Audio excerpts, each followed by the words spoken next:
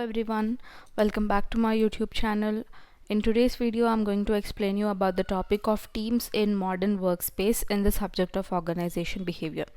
So basically in this video we will learn how teams are managed in modern workspaces, what are the functions of the team, what are the tips for increasing the strength of your team, and what are the different types of teams that are present in the modern workspace.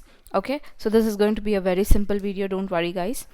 In many of the MNCs, they believe strongly that teamwork is very useful to reach their goals and objectives, because if one particular person is sitting and doing the work, it will take a lot of time to complete, and that person has to do everything. If you are doing some work or you're doing some project, then there will be different steps in that, right? If one person is only doing everything, then it will take a lot of time. So instead of that, what they will do, they will use the concept of teamwork, so that the work is divided among everybody and the work can be finished quickly. So forming teams across the globe can help the employees to connect globally and exchange knowledge. So what do you mean by this? For example, MNCs means what? Multinational companies. They'll have their branches in different countries, right? Suppose you're sitting in India and you're talking to somebody who is in Europe, or who's in Australia or some other country. Then the person who is living in Australia will have a different skill set. You will have a different skill set. So when you're talking to that person, when you're communicating to the other person in the other country, you can learn from them. You can learn from that person, and that person can learn from you. You both can exchange your knowledge, right? So when you're connecting with people across the globe, you can get to learn different skills and you can get to learn different new things. Okay, so now let us see. So this is basically why do you need teams? Why do you need teams to be connected across the globe? Means the reason is you can exchange knowledge among each others. So next we have the functions of team. We have 5 functions. Very simple. Trust. You know what is trust, right? You have to believe your team member. Next is conflict management. If any conflicts are arising in your team, you should be able to manage them. If a conflict means any misunderstanding or any miscommunication, you are saying something and the other person is opposing it, then that is called as the conflict, right? You should be able to manage those conflicts. You should stay committed to your work. Accountability means answerable. You should be answerable to the things you are doing. You should be answerable to your manager. You should be answerable to your client. Okay, and focusing on results. You should always focus on results. In the previous video, in the video of dysfunctions of team, we have learned, right, avoiding accountability, not focusing on results, lack of commitment. All these things are the reason why teamwork will fail. So if you can overcome all these kind of things, then your team will be very efficient. Okay, so these are the 5 functions of the team: trust, conflict management, commitment, and accountability, and focusing on the results. We have tips for strengthening the team. So how do you make your team very efficient?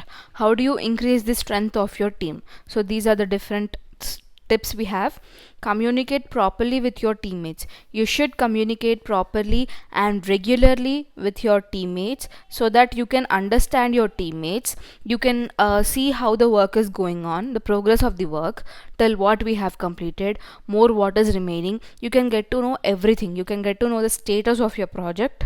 You can get to understand your teammates and all. Okay, next is trust and respect your teammates also. You should always trust them, and also you should always respect them. If somebody is not respecting you, then you will not like it, right? In the same way, if you are not respecting somebody, then obviously they will also not like it. They will also not feel like doing the work. Share knowledge among each other, because different people will have different skills, right? If you can exchange all those skills, if you can put all those skills at one place, then it will be a effective team. Next, accept and provide feedback to your teammates. That feedback could be either positive or negative. Even though the feedback is positive or negative, you should be able to accept it. If they are giving you positive feedback, you have to feel happy for that. You should take it as a motivation. If they are giving negative feedback for you, you should work on the negative feedback. Like, you should work on that. You should plan that from next time onwards you'll improve on that. In the same way, you should also give both positive feedback and negative feedback to your teammates. You have to divide work equally among your teammates. Okay, it's not like one of you is doing little work, one of you is doing a lot of work. It's not like that. Everybody has to get equal amount of work. Next is setting clear goals and objectives, so that everybody is clear about your project goal. What is your main agenda? You have to focus on that. You have to concentrate on that. Okay, so these are the some of the tips we have for strengthening the team. Okay, now let us see what are the different types of teams we have in the modern workspace. So we have 4 types of teams in the modern workspace.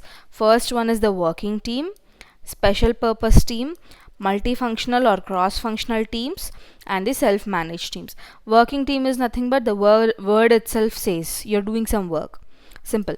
Special purpose team means they are formed to satisfy a particular purpose, a special purpose. Okay, and multifunctional or cross-functional means they are doing more than one work. Suppose your team is formed to do testing and also coding. That is, you're doing 2 functions, right?